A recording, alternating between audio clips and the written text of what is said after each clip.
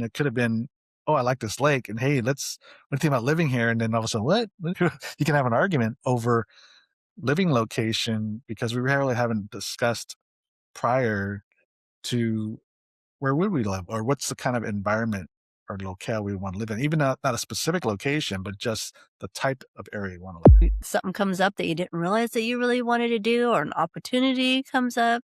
And so it's good to talk about these things. And that's the systems that hold everything up. So the foundation, right, is what everything sits on. And this is crucial to keeping the walls up, holding everything And when up. he says building walls, he's not talking about building walls between your relationship and between you and your spouse. Yeah, it's boundaries between certain parts of your life so they don't negatively affect the other area. Thriving in Tandem. It's a podcast for you, the married entrepreneur that wants to win in business and marriage at the same time. Welcome to Thriving in Tandem. Hey, everyone. Welcome back to Thriving in Tandem. Hi, Tandem family. All right. Well, we're going to get to this today, and we're going to talk about the blueprint for a successful marriage and business. Now, we always, that's what people are always looking, and we do too, write books, listen to podcasts. We're looking for the how-tos, how to win in whatever, whether it's investing, your career, your business, whatever. And we're always looking for that silver bullet, the secret formula. The one thing. Yeah, right.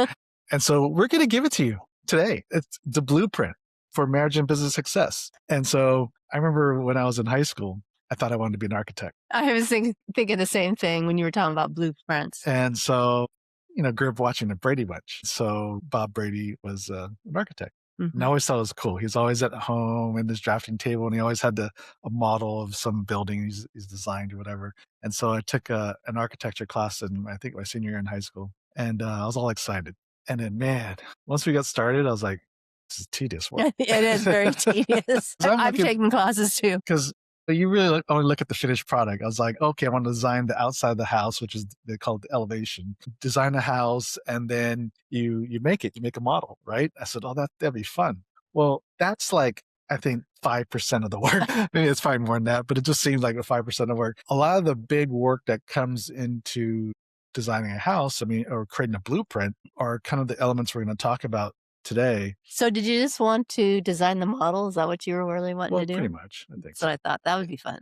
And so, but here I was, drafting. The first phase of drafting was the foundation and the rebars and all that kind of stuff. And it was like, oh my gosh, this is very tedious. When do we get to the fun stuff? So anyways, I thought it was a great analogy to succeeding in your marriage and or your business.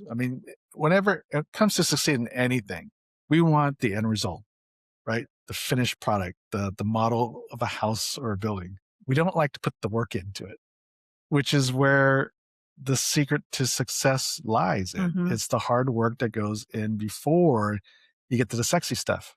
And so that's what we're going to talk about today. If you don't listen to any other episode other than this one, this is it, the blueprint for success in marriage and business. And so we're going to cover 3 elements, like in a blueprint: the foundation, the walls, and the roof. Now, this is a very simplified version of a blueprint, but those are the essential elements. So the foundation, this is where I got stuck. This was like the most boring, tedious part of designing a house, was the foundation. Yet, as you know, practically speaking, it's the most important piece of the blueprint, because if you get that wrong, the whole thing crumbles. Pretty much. And as an architect or engineer, you're going to be held liable if you don't design. You don't want things crumbling. Right, exactly. So the foundation is, and if you notice, there's a lot of construction going on down the street, especially by the hospital. And it seemed like forever, all we saw was like a hole in the ground, right? Yeah. And as soon as they got that first level done, all of a sudden the rest of the building just went up. Just took off. Yeah, like in months, where it seemed like it took years just to get, because there's also a underground garage and all that stuff. So, getting that dug out and all that kind of trench and foundation laid and rebar, yada, yada, yada. So anyways, all to say is that took the longest. That took the longest because it is the most important piece. Well, because everything stacks upon it, right? Yeah, because you get that wrong and those 5 stories can go crumbling down at any moment. Any one earthquake, right? Being here in California. So the foundation is very important. So this is, and this is an area, as we talk about, that gets talked about in marriages, but gets skipped around a lot. It gets overlooked a lot, yeah. Yeah. In the foundation for any good marriage and our business is vision and values, vision and values. And so having a long-term vision, not, well, a vision for your life, both in the future and even the present, is hugely important to discuss about and agree upon. And if you don't get that, right? I mean, it's not like you can't have a good marriage. It's just that there's probably going to be a lot of arguments that come out, unnecessary arguments that come out of it. Because, like, how do you want to live your life? How do you, like, whether your career or in business, how do you, just for what we talk about a lot, is how is the business supposed to complement your life? Like, you don't want to be working 24/7. So, which means part of our vision for our life, not just in that retirement age mind, but even now, is to be able to take that time off, to have the freedom to travel when we want to, or at least with planning that we can travel. We don't want to have to be working weekends all the time. I mean, I remember you didn't tell me this, but when I was starting a business, you didn't want, I didn't have a brick and mortar business, right? And I love brick and mortar, all Yeah. you guys out there. Yeah. I mean, absolutely nothing wrong with that. It's just a matter of, did it fit our life? Well, and I was raised in it. So I worked most holidays, I worked Saturdays, we had Sunday off. So when you're raised in that environment, sometimes you just want to break and do something different. Yeah. But even if you do have a brick and mortar business, especially like a tough one, like a restaurant where, weekends is pretty typical, right? And Open. holidays. But, you don't have to abide by what everybody else does in the industry, right? You can say, I know, well, Chick-fil-A is a popular one, and they're closed on Sundays, but there's a Mediterranean restaurant right down the street. They're closed on Sundays, which is a bummer. And then when they go on vacation, they put a sign in the window. Yeah, and they go on vacation, they're gone for 2 weeks, and so the whole staff is on vacation too. But they've been around since I've lived here 25 years, and so they've been there since I was here. The dad just recently passed away a few years ago, so the son took it over. But anyways, there's a prime example of, and they're very, very successful because just by longevity, they're doing pretty well because restaurants don't survive past 5 years typically. There's always a long line at lunchtime because they don't really have It's dinner not time. big. They don't It's really not a have big dinner place. hours. Yeah, it's a takeout primarily. They have some sit down inside and out on the patio, but primarily most of their business is takeout. They don't really have dinner hours because they're closed pretty early, like at 6:30, something like that. So they're primarily lunch. It's a lunch and kind of an early dinner location and primarily takeout. But there's always a long line at lunch, right? And it seems to work for them. And it goes against the norms. Yeah, I mean, food is great. Food is fantastic. So anyways, I don't know how we got down that rabbit trail, other than the fact that, just laying out that just because other people in your industry are doing their business a certain way does not necessarily mean you have to do it the same way, right? So I use the restaurant as an example because you hear this all the time is, oh, we have to, be open all the time.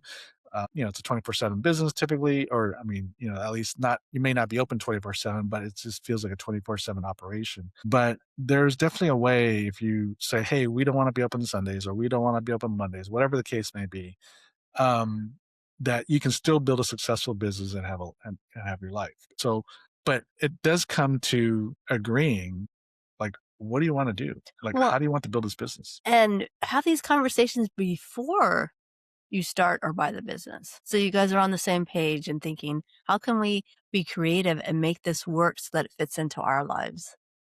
Yeah, and what are we going to take yearly vacation, or in that restaurant's case, a 2 week vacation, family vacation, or what does that look like?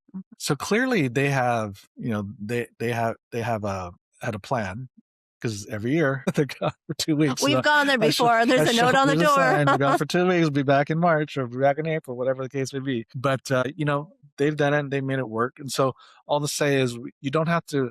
Your business should not tie you down, no matter what type of business it is. And so really vision out your life, right? In fact, we're going to go up to Alaska here in about a week to do this exact kind of vision planning process with clients. And, they have a brick and mortar business. Well, they have a service business, but in construction. But all that to say is really just taking the time to sit down and just plan out what you want your life to look like. Now, is it going to happen exactly according to plan? No, but you got to start with something. Well, and you got to sit down and plan it out. Otherwise, life is just going to happen. Yeah. And things can go by before you even get to do or even tease at doing something that you really want to do. I mean, even like for us now, we're about getting ready to move to the East Coast. And that was not on my radar, well, either of our radars, Mhm. right, up until 2021, really. And that's when we visited Lake Norman, about a half hour outside of Charlotte, and really fell in love with this lake. And it was interesting because we had talked about, you know, in our marriage about where we would want to live long term. And I remember saying, "Oh, Monterey, I'd like to retire in Monterey." I think I really like the water, right? You like the water too, I've always loved the water because I um, grew up, going to the lake all the time. but then we started having more conversation about this. So I said, well, maybe we don't want to live on the beach because there's too many weather issues, Mm. weather related issues. But lakes are nice, right? It's typically calm. I mean, you don't get big waves and tidal waves, and tsunamis and all that kind of stuff, right? It's usually relatively calm. And so I think we had kind of agreed, yeah, I think, if we're going to live on the water, be probably a lake. That feels like a nicer, peaceful area to live.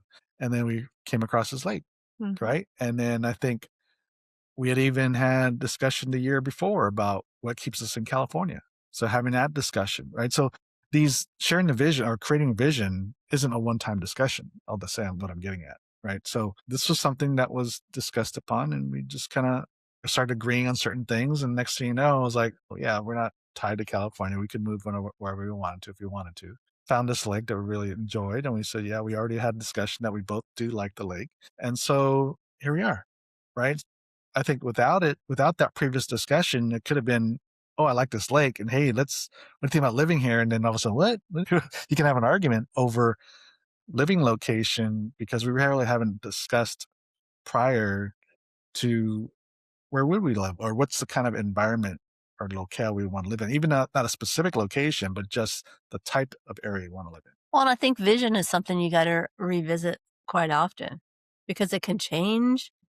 Something comes up that you didn't realize that you really wanted to do, or an opportunity comes up, and so it's good to talk about these things. Yeah. So, um, I'm gonna all the more details are gonna be in the show notes here, so go look at the show notes here because 'cause I'm gonna skip to number 2 in the blueprint, which is the walls, and that's the systems that hold everything up. So the foundation, right, is what everything sits on and takes It's all where the you weight and start all at. that, and then but the walls, those are the systems that holds everything up, and then there's boundaries in place, correct? Because there's different rooms, and so this is also very crucial.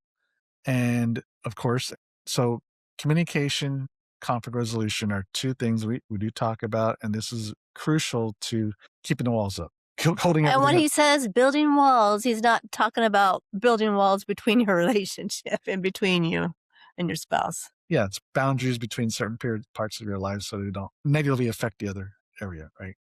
So, but communication, conflict resolution, of course, goes without saying, you need that, right? This goes to what we talked about earlier about, having that vision, setting that vision in place allows you to have better communication because if your life is kind of not really fulfilling the vision or the idea, the dream you had about your life, not just in the future, but even in the present, that, hey, we have to have a discussion because we agreed that we wouldn't work on Sundays. And next thing you know, all of a sudden we have work creep comes in, and next thing we're doing working on Sundays, or we're sneaking an hour here or 2 hours there. That, again, goes back to vision.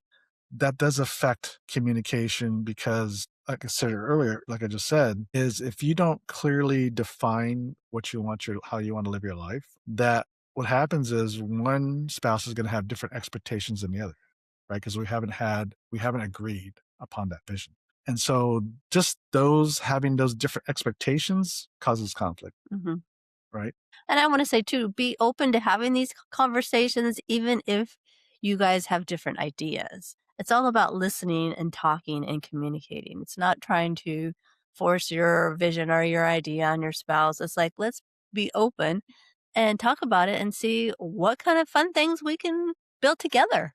Speaking of time and not working on Sundays and those kind of things, those are the boundaries. That's what I was talking about with the walls, is these boundaries between, especially in this case, business versus home. And so again, vision, that communication and saying, hey, we don't want to work on Sundays, but also even not just that, but when I'm home, we want you to be present. Mhm. So, which means, part of I think most wives and mothers' dreams, right, is everybody being at the kitchen table for dinner, at the very least, to have that time to connect, right? Because Peaceful time to connect and be present. yeah, because otherwise, usually everybody's running around doing their Mhm. thing, school, work, whatever, right? And so saying, hey, this is a boundary, right?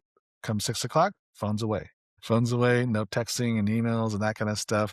But we're going to be present with each other and we're going to connect. Even for us, first thing in the morning, intentional time to connect first thing in the morning.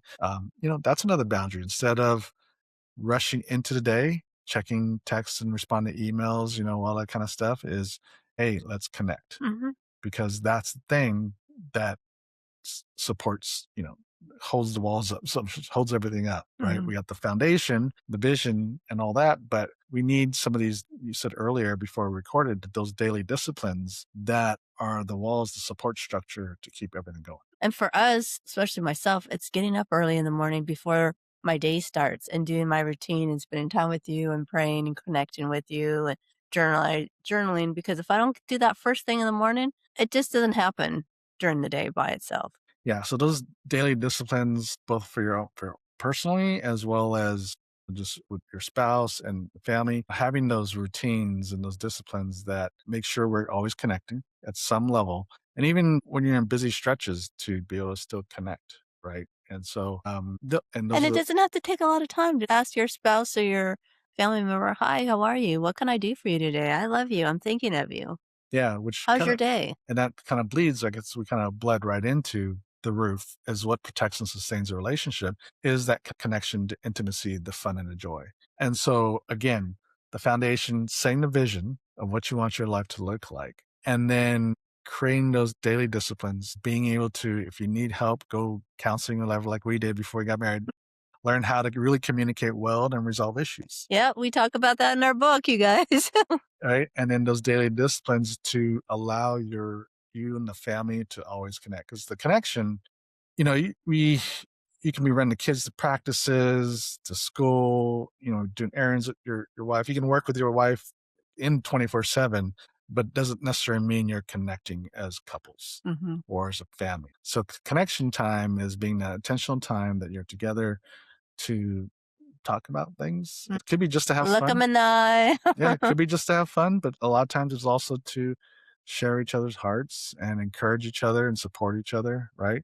And those moments, those regular moments every day is what's going to protect and sustain the relationship, right? Mhm. Yeah. And I think too, and you were saying this earlier, I think having fun and celebrating. We went out last night to celebrate. We had a lot of things to celebrate and just getting away, enjoying yourself, laughing, doing something different. And it doesn't have to be anything expensive, but I think sometimes we forget to have fun and enjoy each other and celebrate. And it doesn't have to be anything over the top. It could be a lot of different things. Getting in the car and just going for a ride or going for a hike, you know? Even though I have to pull you to the restaurant.